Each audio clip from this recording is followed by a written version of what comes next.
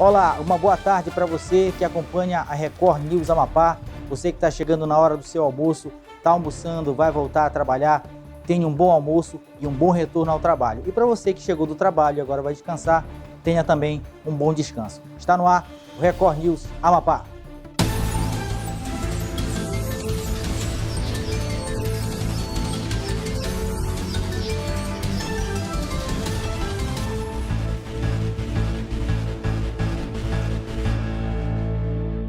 Um forte abraço para você de todos os cantos da cidade de Macapá, de leste a oeste, de norte a sul, de onde quer que você nos acompanhe.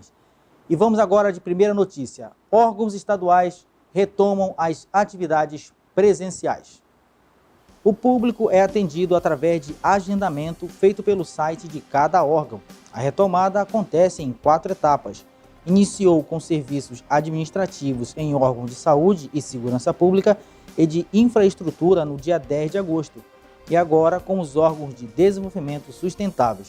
São eles: Agência de Defesa e Inspeção Agropecuária do Estado, a Diagro, Secretaria de Estado do Meio Ambiente, a SEMAN, Junta Comercial do Amapá, JUCAP, Instituto de Terras do Amapá, Amapá Terras, Agência de Desenvolvimento Econômico, a Agência Amapá, Secretaria de Desenvolvimento Rural, SDR, e Instituto de Extensão, Assistência e Desenvolvimento Rural do Estado do Amapá, o RURAP. Na próxima segunda-feira, retornam os órgãos de gestão e no dia 31 de agosto, as instituições ligadas à cultura, lazer, esporte e turismo. A maioria dos serviços podem ser agendados no endereço ap.gov.br. E mais uma notícia aqui do estado do Amapá. A Polícia Rodoviária Federal prendeu um homem com R$160 mil. Ele vendia euro de forma ilícita. Um homem que não teve a identidade divulgada foi preso após abordagem da Polícia Rodoviária Federal na rodovia BR-156, próximo ao município de Amapá, a 302 quilômetros de Macapá. Ele estava em um veículo com R$159.650 em cédulas cuja origem não foi declarada. O dinheiro estava em cédulas de R$100 e R$50, sendo levado para a Guiana Francesa, na fronteira. Segundo a PRF, o homem disse que o dinheiro era proveniente da venda de euro na capital. A polícia informou que esse dinheiro seria levado para a Guiana Francesa com a finalidade de adquirir mais euros. A Polícia Rodoviária Federal detalhou também que o homem afirmou que faz esse tipo de operação todo mês sem a devida declaração ao fisco. O homem foi conduzido até a sede da Polícia Federal em Macapá por realizar operação cambial não autorizada com o fim de promover o ilícito transfronteiriço da evasão de divisas e ainda diante da impossibilidade da comprovação de fonte lícita da quantia encontrada. E ainda nesse segmento policial, homens foram flagrados com fuzis na favela da Maré. O Complexo da Maré é um dos maiores conjuntos de comunidades da capital. A segunda-feira começou assim, com criminosos caminhando tranquilamente com fuzis. O flagrante é do helicóptero da Record TV, hoje de manhã, logo após um baile funk. E o fim de semana no Rio foi marcado pelo desrespeito às regras de isolamento, com diversos eventos clandestinos que ficaram lotados.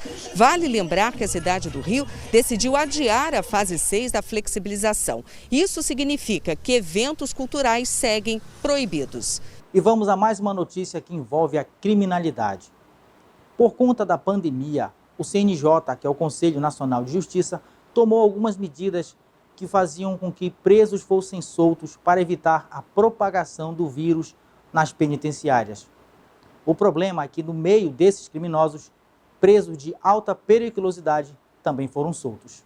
Produtores do Núcleo Investigativo de Jornalismo da Record TV tiveram acesso a documentos e números exclusivos. Suaélio Martins está entre um dos 39 mil presos que conseguiram liberdade durante a pandemia. Ele é considerado pela Polícia Federal um dos principais nomes da maior facção criminosa do país.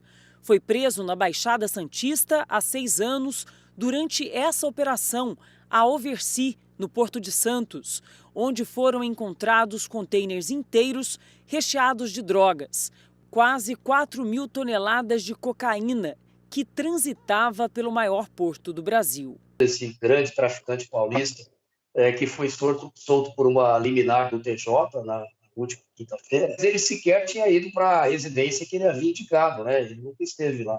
Então, ele já é considerado foragido. Eu costumo dizer que é mais fácil esse indivíduo ele contrair a Covid em Santos, onde ele declarou residência, do que no presídio que ele está. Os documentos mostram que outros traficantes também estão tendo direito ao benefício, como Kaique Silva, preso 3 vezes por tráfico de drogas. Por 2, foi liberado por conta da pandemia e tornou a cometer outros crimes. Depois de ser preso em flagrante, voltou para a cadeia, onde deve aguardar o julgamento. Dos presos liberados no estado por conta da Covid, 215 foram detidos novamente depois de cometer outros crimes. Tráfico de drogas, tentativa de homicídio. Kevin Alonso é acusado de tentar matar o próprio pai em outubro de 2019. No mês passado, o juiz responsável pelo caso entendeu que o réu poderia deixar o Centro de Detenção Provisória de Santo André, no ABC Paulista, e ficar em casa em virtude dos atrasos no andamento do processo durante a pandemia. Quando o filho tenta matar o pai, em tese, pela recomendação, não caberia qualquer tipo de benefício para essa pessoa, porque o crime foi cometido com violência e grave ameaça. Situação parecida se repetiu em Canoas, no Rio Grande do Sul, deixando a população revoltada. No ano passado, Ivo Francisco foi condenado a 100 anos de prisão. Menos de um ano depois, está livre. Mais um detento perigoso que foi salvo da pena pelo coronavírus, depois de estuprar a filha e a enteada. Há pessoas que precisam, que estão realmente em grupo de risco, que cometeram crimes sem violência ou grave ameaça e que podem ser contaminadas. Mas, todavia, há pessoas que não merecem esse benefício e estão sendo prestigiadas, estão sendo contempladas. E olha só que história interessante.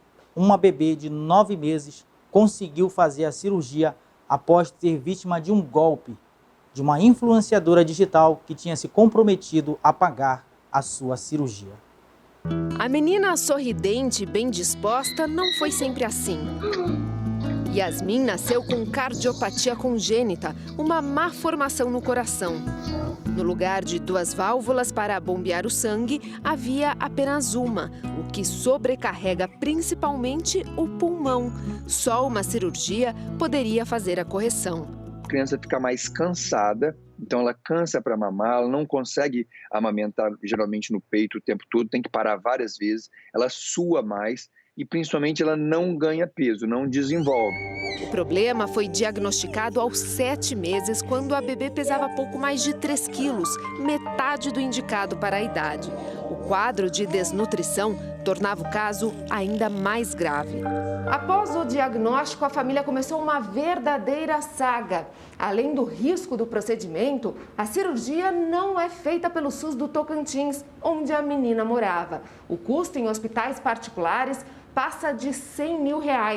A mãe de Yasmin começou então uma campanha na internet. Foi procurada por uma blogueira que prometeu pagar tudo, mas era uma farsa. O caso foi denunciado há 2 meses pelo Jornal da Record. Foi um baque para a gente ficou doido, correndo atrás de todas as formas para conseguir a cirurgia dela o mais rápido possível, né? Medo de não conseguir a tempo. Mesmo sendo enganada, a família largou tudo em Tocantins e viajou rumo a Sorocaba, no interior de São Paulo. Por filho a gente faz tudo, né? Eu não sabia como seria, né? Só que na hora eu não me preocupei com isso. Eu queria a saúde da minha filha. Menos de uma semana depois, este hospital confirmou que havia uma vaga para Yasmin. Naquela hora você não sabe se você chora de alegria ou se você chora de medo, né? E aí foi feita a cirurgia nela, o procedimento foi um sucesso, graças a Deus, não teve intercorrência nenhuma. Mas após 4 dias ela ficou grave, ficou em estado grave, ficou toda inchada. Foi preciso fazer um cateterismo de urgência, né? A médica responsável pela cirurgia explica agora que a bebê se recupera bem, mas ainda é preciso cuidados. Sempre precisa ver, porque a gente vai ver como que o coração vai se adaptar. Ela vai ter um acompanhamento pelo menos uma vez por ano, aí pelo resto da vida, ou talvez a cada 2 anos, vai depender muito de como que ela evoluir. Alegria para se recuperar não vai faltar. No hospital, Yasmin ganhou o título de Miss Simpatia. Vitoriosa, né? Uma guerreira, porque um pedacinho tão pequenininho assim, passar por tanta coisa, né? E agora vamos a uma rápida notícia internacional. Investigadores franceses e o FBI vão ajudar na investigação da explosão no Líbano. As equipes francesas vão recolher amostras de explosivos na região portuária para que sejam analisadas por especialistas internacionais. A explosão em Beirute deixou mais de 170 mortos e 6 mil feridos. A ONU pediu aos países membros a doação do equivalente a 3 bilhões de reais para ajudar as vítimas e a reconstrução da área atingida. Neste sábado, um dos 10 bombeiros mortos no desastre foi enterrado com homenagens. Vamos agora a uma notícia referente à pandemia. Já é difícil encontrar doadores de medula óssea. Nesse período de quarentena e vários tipos de isolamento social, se tornou ainda mais difícil esse tipo de doador. Há 4 anos, Duda precisou de um transplante de medula. Encontrou não só um, mas 2 doadores compatíveis cadastrados no REDOME, o Registro Nacional de Doadores de Medula. Eu fiquei muito feliz, porque é como se eu tivesse ganhado mesmo na loteria. Curada, ela criou uma campanha para incentivar o cadastro de novos doadores. Em uma rede social, publica cartas enviadas pelos transplantados a quem lhes deu uma nova chance. No caso da Duda, a carta de gratidão foi endereçada ao Tiago. É uma coisa bem rara de acontecer, então eu falei, se Deus está me dando essa oportunidade é porque realmente tem que ser feita. Em Teresina, a família do estudante Beethoven Júnior começa no próximo dia 24 mais uma campanha anual para atrair doadores. Desde 2015, quando ele precisou de um transplante por causa de uma leucemia, a mãe agita a capital do Piauí para captar mais cadastrados. Vai ser maior a divulgação do que nós estarmos presentes devido à dificuldade de ficar próximo das pessoas, né? As campanhas são importantes, especialmente em momentos como este que estamos vivendo. Desde o início da pandemia, o número de novos doadores cadastrados caiu 30% e cerca de 850 pessoas estão à espera de um doador no país. O cadastro é um procedimento simples, não invasivo e não oferece riscos. Em todo o Brasil, o cadastro pode ser feito nos bancos de sangue. A doação não oferece nenhum risco. Um transplante de medula óssea não é uma cirurgia. O transplante de medula óssea é uma infusão de células. Os doadores não correm risco nenhum, né? Porque é o risco de uma anestesia geral numa pessoa que não tem nenhum problema de saúde é praticamente zero. Só assim, histórias como a da Marcela poderão se multiplicar. Ela nasceu com uma síndrome que causava anemias constantes. Se não fizesse o transplante de medula, passaria por transfusões de sangue mensais pelo resto da vida. Na falta de um doador compatível entre os parentes, os médicos recorreram ao Registro Nacional de Doadores de Medula. Esta semana, a família conheceu Rodolfo, que tinha se cadastrado no REDOME há 10 anos. Quando recebeu o telefonema chamando para fazer mais exames e concretizar a doação, ele nem acreditou. Falei, deve ser trote, né? Não é possível. Aí pedindo para ir lá para o Rio, para fazer outro teste, para ver se era realmente compatível, né? Hoje, eles já se sentem como se fossem uma só família. A gente só ganhou uma família para acrescentar a nossa. Essa família é muito boa. A melhor coisa foi conhecer eles agora, entendeu? Não tem nem o que falar. Tem crescido o número de queixas de aposentados que têm recebido assédio do banco para que façam empréstimos consignados. O empréstimo consignado é aquele que é descontado em folha. Tome muito cuidado, pois esse tipo de abuso pode ser, em alguns casos, até mesmo criminoso. Foi logo na segunda ligação que Dona Divina recebeu uma ameaça se não aceitasse o empréstimo consignado. A senhora tem que mandar o documento para mim, senão eu vou cortar o benefício da senhora. O empréstimo caiu na conta bancária da Dona Divina. pouco mais de 10 mil reais. Sabe quanto ela pagaria depois de 72 meses ao banco? Mais de 20 mil reais. Quando descobriu que estava sendo descontada, Dona Divina procurou o advogado. Ela foi indenizada em 10 mil reais, porque houve fraude no processo. O banco veio com a contestação e apresentou ainda um contrato com uma suposta assinatura da cliente. A perícia foi bem conclusiva nesse sentido. O perito apontou que a assinatura não foi emitida pelo punho da Dona Divina Aparecida Marinho, que é a nossa cliente.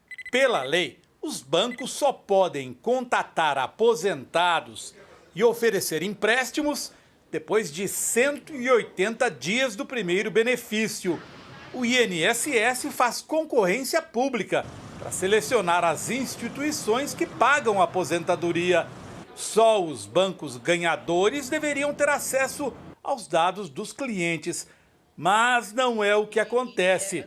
Como já viu essa advogada do Sindicato dos Aposentados. A gente dizia sempre que nós não fazemos reunião para empreitadas criminosas, mas é para você ver como isso está na mão de todo mundo mesmo, infelizmente. Para o Valdir, a aposentadoria chegou e as ofertas de empréstimo vieram logo depois. Em média começou um mês após a concessão da aposentadoria. Olha, eu cheguei a atender umas 15, 20 ligações no dia. O INSS disse que intensificou a fiscalização para coibir ações como essa. A recomendação para quem sofre assédio por meio de ligações telefônicas é denunciar. Se dirijam à Defensoria Pública, à Delegacia dos Idosos, liguem na ouvidoria do INSS e façam as suas reclamações, levem adiante, pega o nome de quem ligou, pega o nome da instituição ou da empresa que está abordando essa pessoa, para que isso possa ser levado adiante e outras pessoas não sejam enganadas ou ludibriadas ou até mesmo importunadas por essas pessoas. E o doleiro Dario Messer disse que entregava pacotes de dólares aos irmãos Marinho na sede da TV Globo. De acordo com a denúncia, Dario Messer contou que fazia entregas em dinheiro vivo na sede da TV Globo, no bairro do Jardim Botânico, zona sul do Rio. Os pacotes eram levados de 2 a 3 vezes por mês. As quantias, segundo o doleiro, variavam entre 50 mil e 300 mil dólares.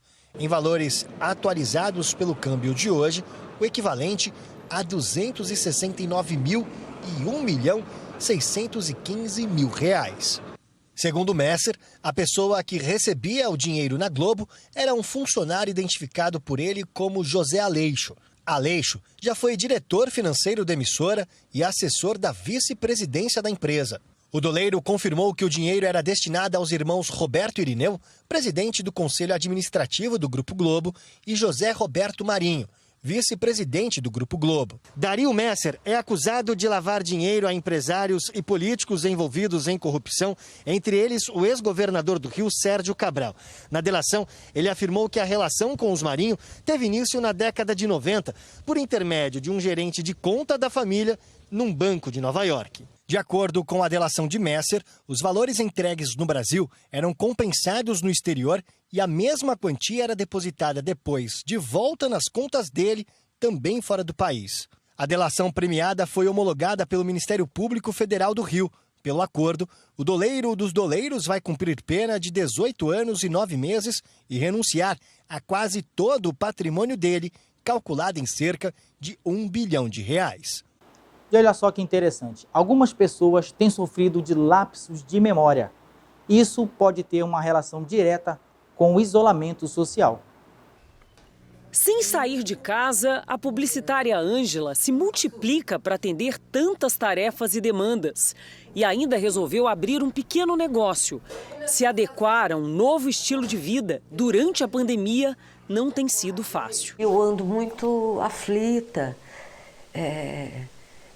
porque a gente não sabe o que vai acontecer. Uma ansiedade mesmo, você tem que ter cuidado para não deprimir. O resultado da mudança na rotina tem refletido na concentração e o esquecimento passou a ser um risco. Eu esqueço o gás ligado, guardei todo o dinheiro, juro por Deus, e coloquei no esconderijo que eu sempre coloco. Eu esqueci completamente, eu fiquei louca. Durante a pandemia, muitos brasileiros se queixam, andam de mal com a memória. Ela era muito boa, viu? Inclusive, eu tenho algumas pessoas, alguns amigos, assim, que sempre confiam muito na minha memória para lembrar de coisa da vida deles. A designer Maiara está trabalhando em casa desde o início da quarentena. Mudou de emprego há 2 meses, mas desde junho tem se incomodado com os esquecimentos que se tornaram frequentes. Eu mudei de emprego e aí eles falam que durante os 3 primeiros meses que você está no emprego novo, realmente tem que absorver muita coisa nova. E algumas coisas mudaram dentro de casa também. A gente está sempre fazendo um monte de coisa ao mesmo tempo e tendo o cérebro bombardeado de informações, embora muitas vezes nem perceba. Tanto que a nossa cabeça tem até uma espécie de secretária, o hipocampo, que vai definir o que é importante, precisa ser arquivado e aquilo que pode ser descartado. Mas em época de mudança brusca de rotina, de estresse, algumas pequenas panes podem acontecer e aquilo que era importante e deveria ser arquivado, sem querer, acaba parando no lixo. Nós estamos vivendo uma situação onde medos, ansiedades e frustrações estão sendo muito recorrentes, seja pelo isolamento social, seja pelo próprio perfil da pandemia. E isso faz com que o cérebro, principalmente, tenha certa dificuldade em retenção de informações. Confiar na memória exige certo treino, segundo o neurologista.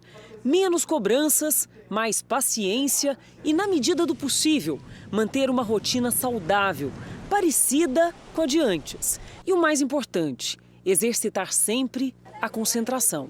A quebra rápida, a ruptura do que era usual ao nosso cérebro é o que faz com que ele tenha uma certa dificuldade na concentração e que por isso começa a ter certas dificuldades cognitivas.